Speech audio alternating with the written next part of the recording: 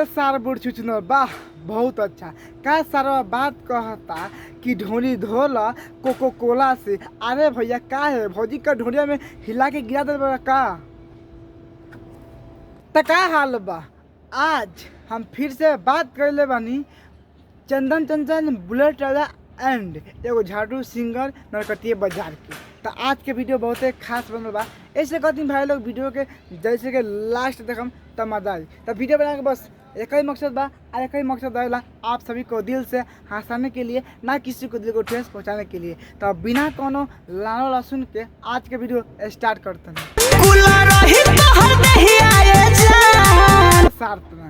बहुत अच्छा ना बहुत अच्छा। हम तो कहते भौजी के कोला में नू डाल ताकि भौजी वही में जम जाओ। सारता नहीं सुनता रह मतलब कुछ भी का चाहता रह कि पटाखे पेल दी बस हक देब। का बात करता रह छुए नहीं खा दे मतलब छुए नहीं खी देह पगली। अरे भैया ऐसा भी अरे भौजी इतना जुलूम भैया के ऊपर मत कर कि अपन देह में छुए दे। ताकि भैया के तू मेहरारू वाले ताकि पटक के कुछ भी कर सकता। तो आगे बोला तो भैया अभी का होता। ना ऐसे मत कहा भैया। तहरा से हो सकता कि भौजी ने तू लो ना भौजी खुद पागल बिया देवे खातिर और तारा के दी लेकिन तारा से ने कबू ना तोरी। मालूम बा तारा ऊपर वीडियो बनावे खातिर हम कहाँ बनाता नहीं। पीछे के लोकेशन देखो कितना खराब लेकिन का है तारा के पहले खातिर। तब भौजी तारा के दी थोड़ा मन में धीरज रखा। अभी ले दे ऐसा मार देला मारा का।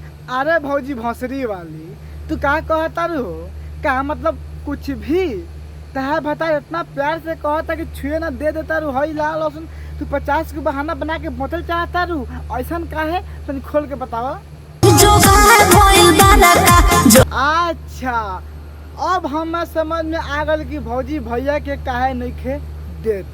तो भाई लोगों भौजी कहे के मतलब बा कि भैया नु कोनो जोगाड़ क के आ भौजी के जोगाड़ तो अपन जोगाड़ बड़का कर लेबा। वैसे भौजी नु कहतिया कि जोगा कैला कौन 12 का कि जुगाड़ हो गल 12 का। वैसे भौजी कहते कि हम ना दे हम ए भौजी तो कोनो बात ना मुठ मार दे। कहीं ना कहीं भौजी ता बात सही बा आ कहीं ना कहीं तू इहे कारण बा कि तू अपना भत्तार के नहीं तू दे।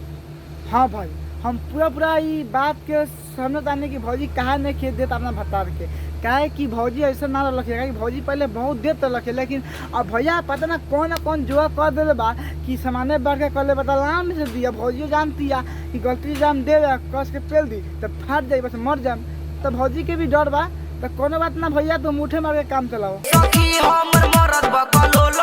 अरे तार बहन जो बहुत अच्छा ए सखी मर्द हमर बकलोलो सुनता रह। ए भौजी के मर्द बकलोल मिल गल बा। अरे भौजी तो काम ना कर बोला ले हमरा के कि पटा के छील दी। तारा बहनी के लहंगा उठाओ आगे बोलता का भोल अरे तारा बहनी के पटा के झाँट छीलो कबो ना करे साया में होल हो। कितना भौजी के दुख बा कि भौजी के भतारो मिलल बान चोत तो साया में भौजी के होले ना करता। अरे भौजी अब तार दुख हमारा बर्दाश्त ना होता। अब तू हमरा के बोलावा कि पटा के हम चाटी। जवानी के लकड़ी फाटता। अरे भौजी भौसरी वाली जवानी के लकड़ी कैसे होखेला हो। एकदम आता सुनने की वोट फाटेला ये हम मानता नहीं लेकिन जवानी के लकड़ी फटता। ए भौजी भाग बहन चोत के पीता से ना गजब का गाना बा कि मिलल दर्जी भातार सामान के बीता से ना पता। सुनता रह। अब तू बताओ ये बात सुनला के बाद में पटा के पेली ना तका भैया के झाँट छील दी कि भैया खुश हो जाई। अरे साल और मिलता खाए के पढ़े के उम्र तू गीत गाता रह कोनो पटा के पेलने लगी तो हक देबा।